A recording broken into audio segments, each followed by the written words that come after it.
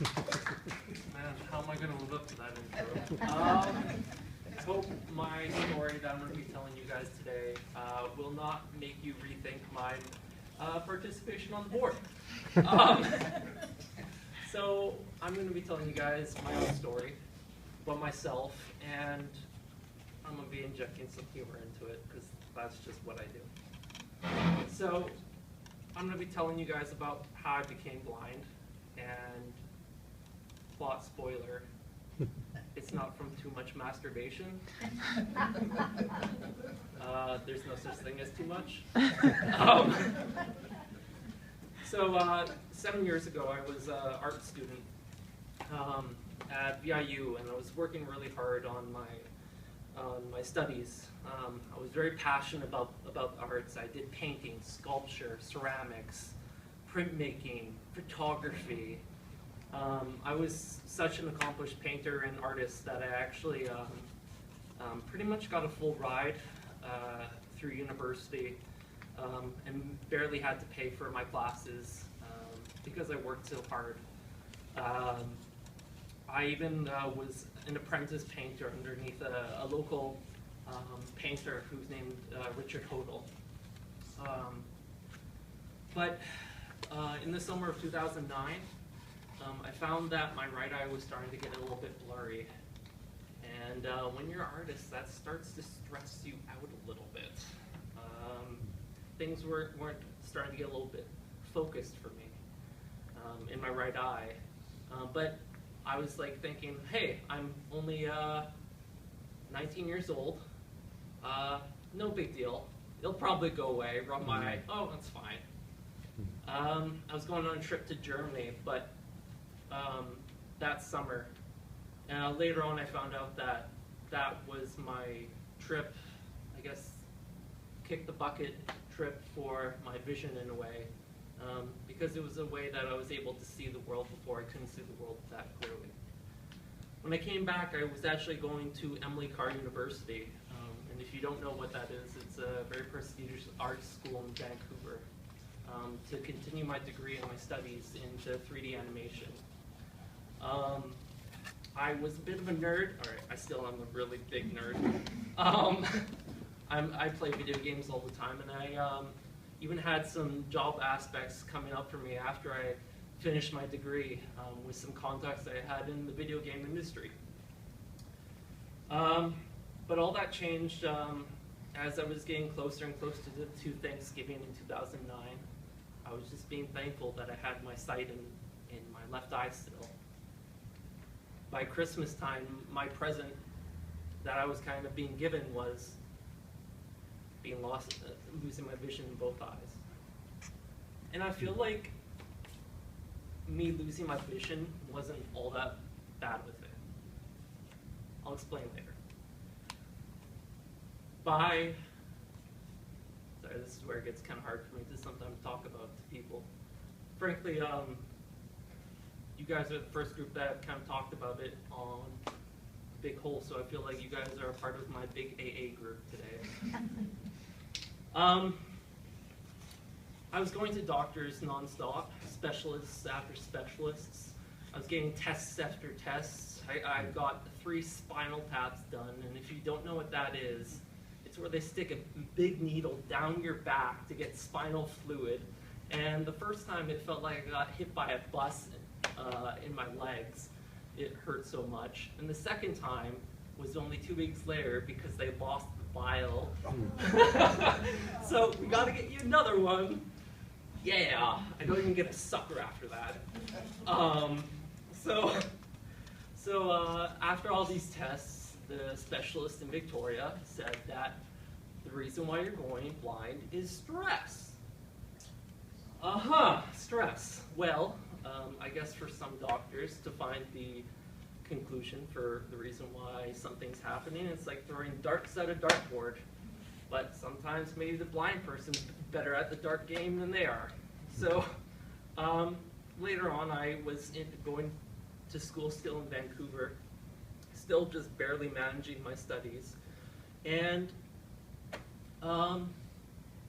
it kind of hit me that my vision suddenly got worse just slightly overnight. So I went to the, on Google, searched up the best eye specialist in BC, went to his office in Vancouver and waited there from 6:30 a.m. to 7 o'clock that night to just be able to possibly see him. He was kind enough to let me see him, and he was the guy that helped me the most, I would say, throughout my journey of finding out what was wrong with me. I had never known, all throughout this, what was going on. And he had some ideas, but one of them was actually multiple sclerosis, very disabling disease. So to rule that out, he thought, hey, let's get him on some steroid treatment. So for about a month, I was roid raging and flipping tables. I was like the Incredible Hulk, I guess, with my emotions. But I was also going through the stages of acceptance at the same time of what was going on with me. Later on, I had to get chemo treatment. And throughout all this, I was making jokes the whole time because that's kind of my way of coping. The nurses liked me, but they also didn't like me that much because the guy next to me, he was choking while he was getting his treatment done because I was doing a Bane impression with the oxygen mask. I'm not going to do it today because it's a horrible impression. I'm burned. So I continued on trying to figure out what was going on. Guess what? It wasn't MS. I found out that I have a rare optic nerve disease that affects 3 to 4 people in a million. It's called Leber's optic hereditary neuropathy disease. I'm going to expect you guys to all remember that as you walk out of the room. It doesn't roll off the tongue that easily. I just call it Leber's. It's even more rare than Lou Gehrig's disease, and or ALS. So from the research, there wasn't very much research online because it's such a rare disease. There's only 3 known cases here in BC. But I wasn't going to quit myself either. I found out what was wrong, at least. And when you are given the name of, or find out the cause of what's happening, I felt like that was the start of the closure. So it was time to try and figure out what I could do with my life. I was working as a cook beforehand,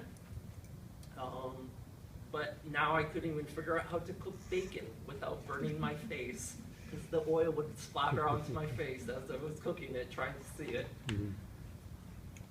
Trick? Put it in the oven and bake it. I found that after some burns on my face. So now after the treatment that I got done in Vancouver, I came to Nanaimo to visit my family. But on the boat ride, I actually ran into a mother who came up to me on the sun deck and said, "Do you think I would die if I jumped off here and fell into the propellers?" And after a long discussion with that woman, I helped that person kind of see that you don't need sight to see the beauty in life. And she had 2 wonderful kids that were waiting for her on the other side of the on the island here, and she still had that to live for, and so she continued on. And just like me, I also continued on. I chose to go into psychology at VIU just from that experience alone. I felt like now that my vision is gone, I can't really do art anymore. One of my best skills was my listening ability now, by default. So I've been studying psychology for the last few years. One of the things that I felt, even just riding the bus, was the way that sometimes people would look at me. And it's not something that you could always see, something that you can feel as someone with a visible disability. And so I want to try and make a positive change in my community and educate people. So I started up a club at VIU called the Disability Awareness Club. I went to local politics at VIU and gone to the student union board or directors. I then became an executive director after some time, one of the 4 executive directors there. I then, after some time, ran for Senate for 2 years, just finished my term actually this summer, and I was also involved with Board of Governors. I also took up canoeing.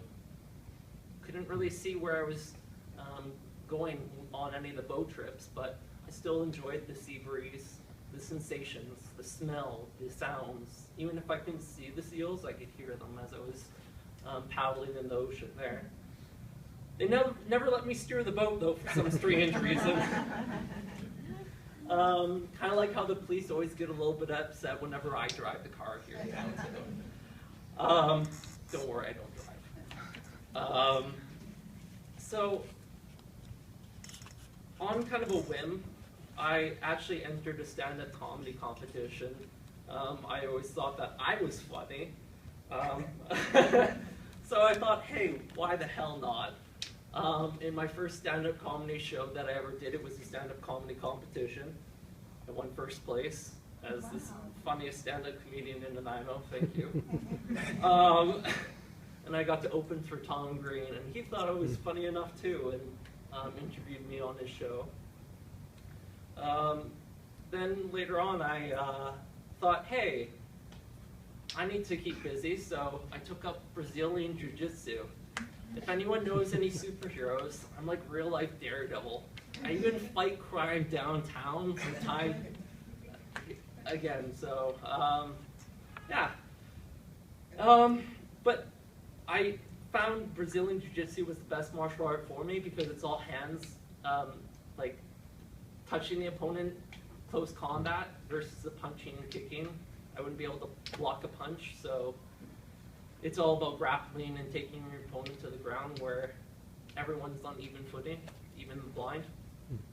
After many fights in Brazilian Jiu-Jitsu, sometimes I even tell my opponent, hey, you just got beat up by a blind guy, and they're like, shut up.